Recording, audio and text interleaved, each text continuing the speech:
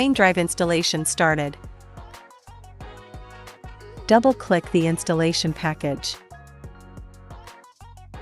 Select the language and click OK. Click Next.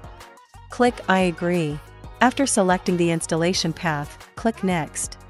Click Install to start the installation. Click Finish and wait for a while. Click Cancel. Twain drive installation completed. Double-click the CDR DICOM icon to open the CDR DICOM software. When using Twain drive for the first time, you need to add Twain drive settings. Click System Options.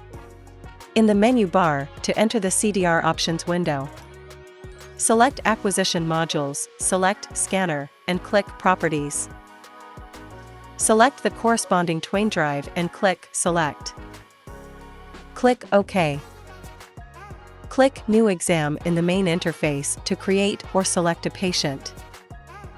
After entering the patient window, select a tooth position, click the right mouse button, and select Acquisition Mode Scanner.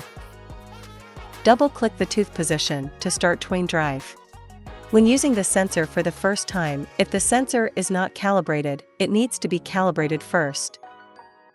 Click the icon to enter the manual calibration window.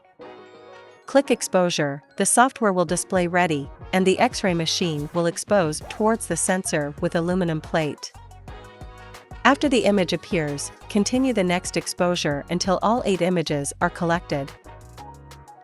After 8 images appear, click Calibrate to complete the calibration. After manual correction, software matching setting is required. Click the icon to enter the setting window. Select CDR DICOM and click Edit. Select Enable and click Save to close the setting window. Back to the main interface, click the blue icon after confirming the shooting object. After the software appears ready, the X-ray machine starts to expose. After acquisition, the software will automatically upload the image to CDR DICOM.